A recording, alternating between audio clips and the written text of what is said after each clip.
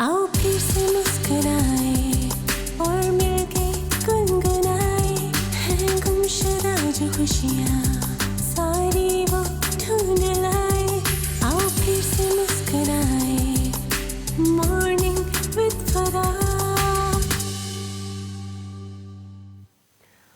Welcome back. ATV morning with फरा में खुश आमदीद. आज हम बात कर रहे हैं झूठ के हवाले से कि रसूल पाक सल्लल्लाहु अलैहि वसल्लम ने कितनी इसकी ममानियत फरमाई है. कुरान पाक में किस तरह जाबजा हमें जो है मोमिन की सिफ़ात का पता चलता है, कुफ़ार की सिफ़ात का पता चलता है, और एक बहुत बड़ी जो खसलत और आदत जो रवैया बयान किया गया उन लोगों का जो कि सही रास्ते पर नहीं है, वो है कि वो झूठ के साथ जुड़े हुए हैं, तकज़ीब करते हैं, हक़ का इनकार करते हैं, कुफ्र करते हैं, नाशुक्री करते हैं, जैसे हमने प्रोग्राम के पहले हिस्से में बयान किया.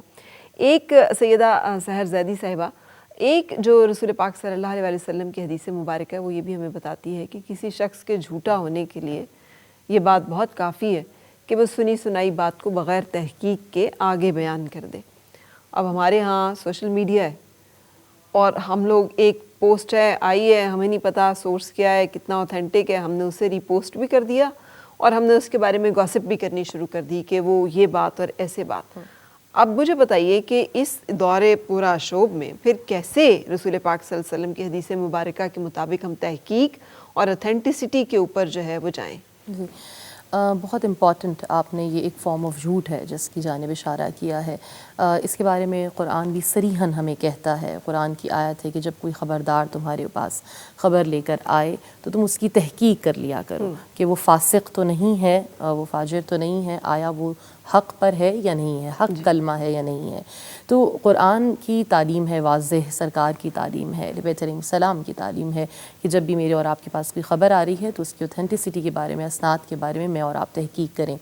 और सोशल मीडिया जिस तरह से प्लेटफॉर्म है इन चीज़ों को फॉरवर्ड करने के लिए, इसी तरह से बहुत सारी अब ऐप्स हैं जहाँ से मैं और आप ऑथेंटिसिटी के बारे में पता कर सकते हैं एक हदीस की कि आया वो मुस्तनद है या नहीं है. जिस तरह से मेरे और आपके पास फ़ेक रिसोर्सेज हैं और अहले तशरीह के मुताबिक बहुत सारी चीज़ें जो रोज़े को बातिल कर देती हैं, उनमें से एक चीज़ अल्लाह और रसूल और अहले बैत के ऊपर झूठ बांधना है.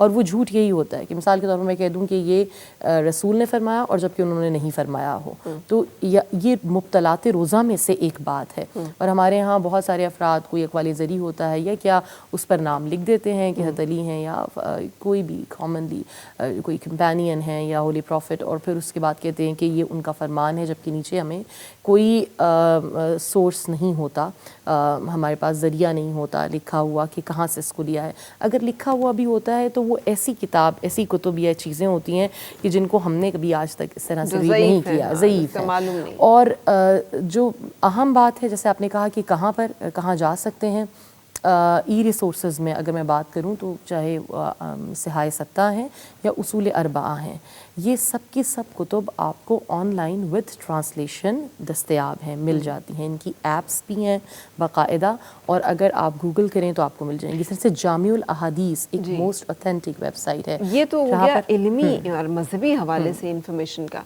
एक और इन्फॉर्मेशन, एक और रसूल पाक सल्लल्लाहु अलैहि वसल्लम की हदीस मुबारक है कि तुम मुझे दो चीज़ों की ज़मानत दो, मैं तुम्हें जन्नत की ज़मानत देता हूँ.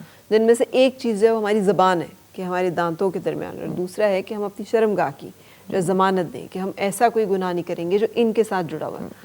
ज़बान का गुनाह जो है उसमें सबसे पहले तो झूठ है. झूठ के साथ हम दिल शिकनी भी, दिल आज़ारी भी करते हैं, बदअहदी भी झूठी के साथ जुड़ जाती है, बहतान भी झूठ के साथ जुड़ जाता है, गीबत भी जुड़ जाती है. फिर एक जो सूरह नूर में जहाँ अल्लाह ताला ने फरमाया है कि जो लोग बहतान लगाएं उनको चाहिए कि वो 4 गवाह लेकर आएं, और अगर वो ना ला सकें तो वो झूठे हैं, और दोबारा उनकी बात के ऊपर यकीन ना किया जाए. Lay down a formula. कितना बड़ा एक जो है कुरान ने एक वो जो है एक बाउंड्री सेट की है कि जो शख्स, और हमारे यहाँ किसी के बारे में इल्ज़ाम तराशी, बहतान, गीबत, चुगली, ये बातें कोई کوئی اہمیت نہیں رکھتی، جبکہ اس سے کئی انسانی زندگیاں متاثر ہو رہی ہوتی ہیں. یہاں تک کہ ہم بہت سارے واقعات نارملی ہم دیکھتے ہیں کہ بہت سارے لوگ سوسائڈس کی طرف چلے جاتے ہیں جن کی کردار کشی ہو رہی ہوتی ہے، یا مختلف ہم انداز میں دیکھتے ہیں.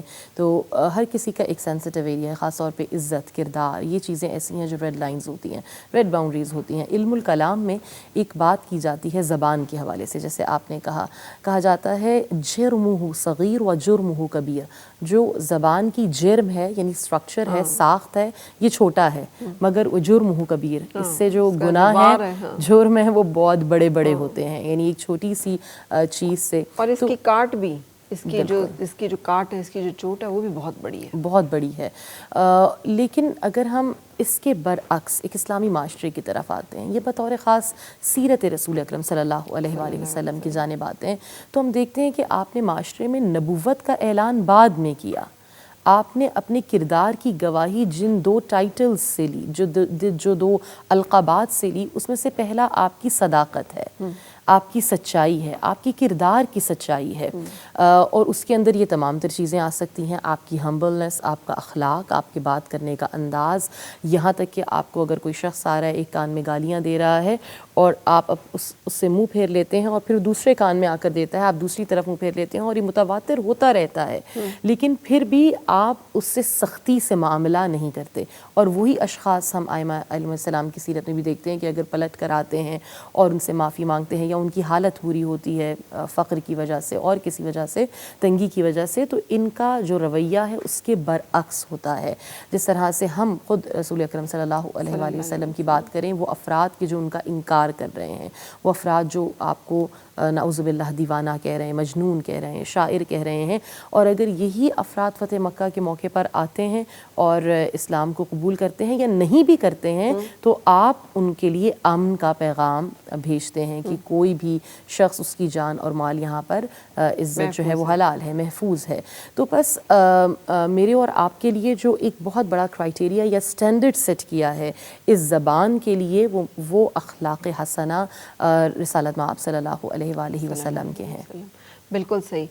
اب ہم رمضان المبارک کا مہینہ ہے، اس میں ہم سوچتے ہیں کہ کھانا پینا چھوڑ کر اور ان تمام عبادات کے ذریعے سے ہم حاصل کر لیں گے رضائے الہی. اس میں کتنا ضروری ہے کہ ہم اپنے اخلاق، کردار اور اپنی باطنی جو ایک ڈیٹاکسیفیکیشن ہے، صفائی ہے، اس کے اوپر بھی دھیان دیں، اور جھوٹ کا جو ایک ایلیمنٹ ہے اس کو کیسے پھر ہم زندگی سے نکالیں؟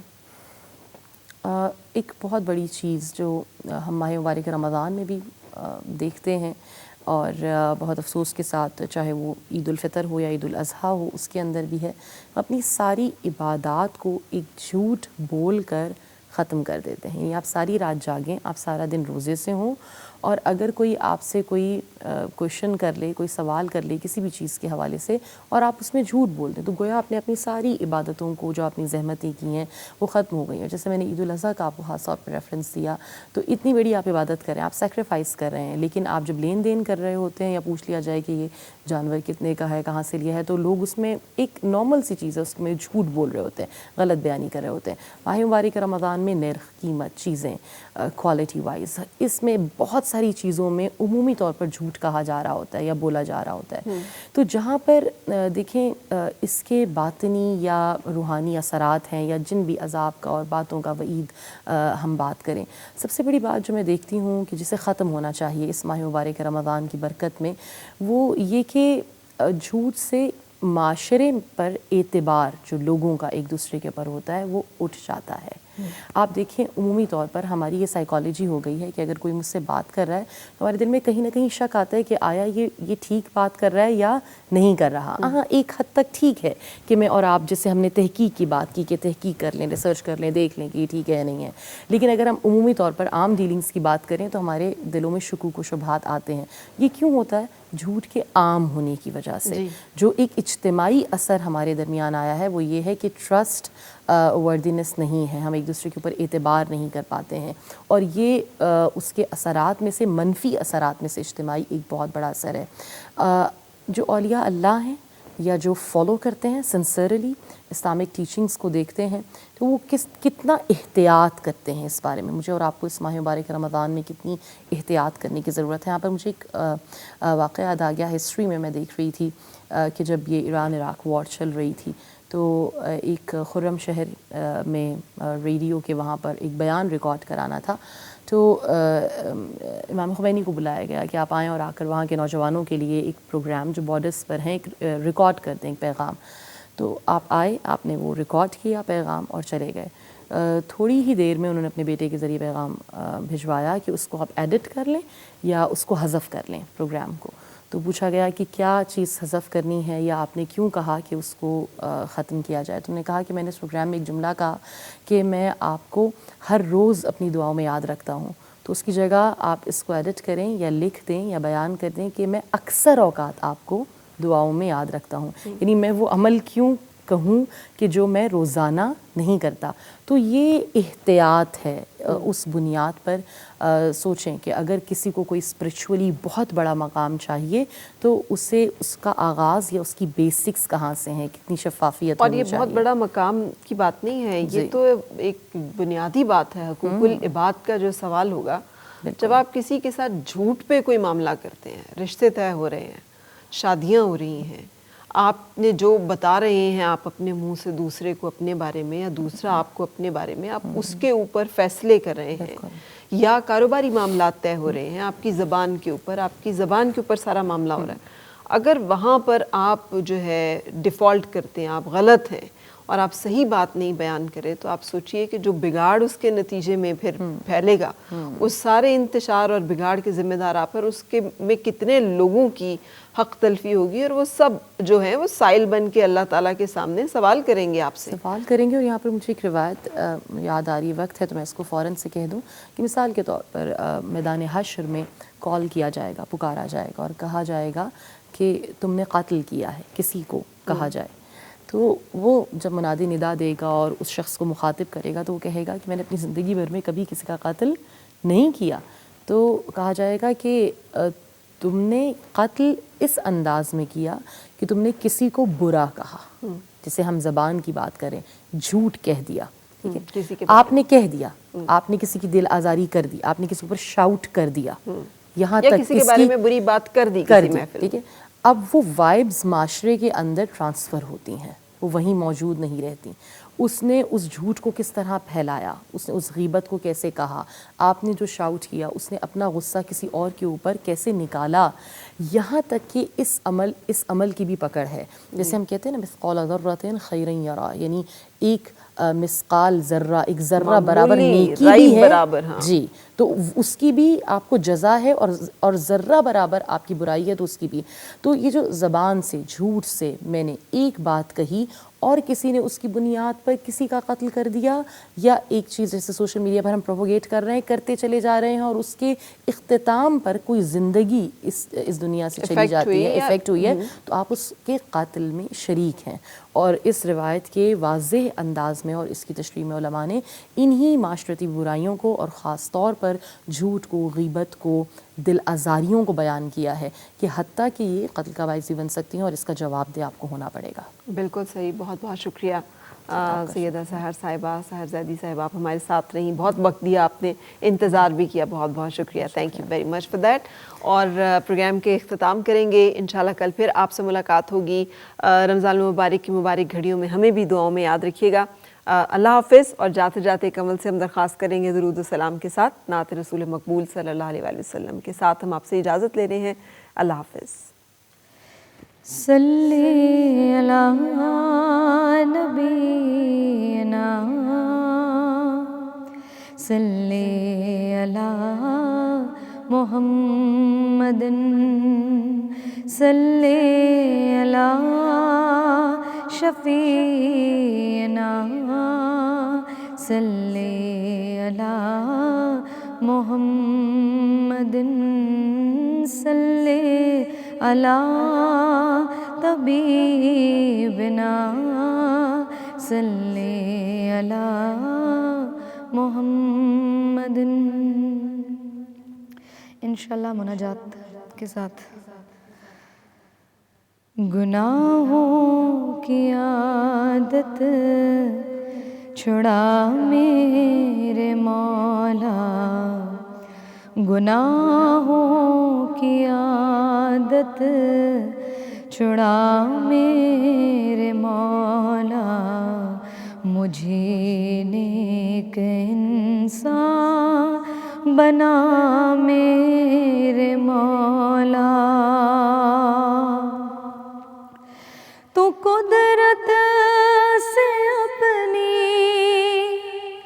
بدل نیکیوں میں، تو قدرت سے اپنی بدل نیکیوں میں، ہر ایک میری لغزش خطا میرے مولا، ہر ایک میری لغزش خطا میرے مولا، مجھے نیک انسان بنا میرے مولا۔ تجھے تو خبر ہے میں کتنا برا ہوں، تجھے تو خبر ہے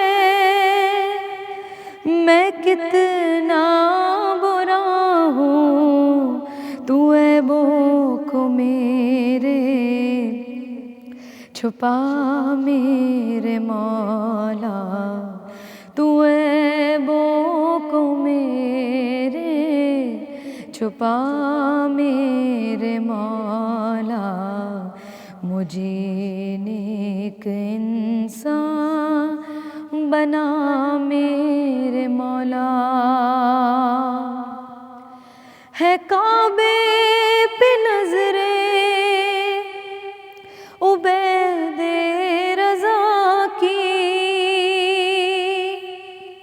ہے کعبے پہ نظریں عبید رضا کی، ہو مقبول ہر ایک دعا میرے مولا، ہو مقبول ہر ایک دعا میرے مولا، مجھے نیک انسان بنا میرے مولا، مجھے نیک انسان بنا میرے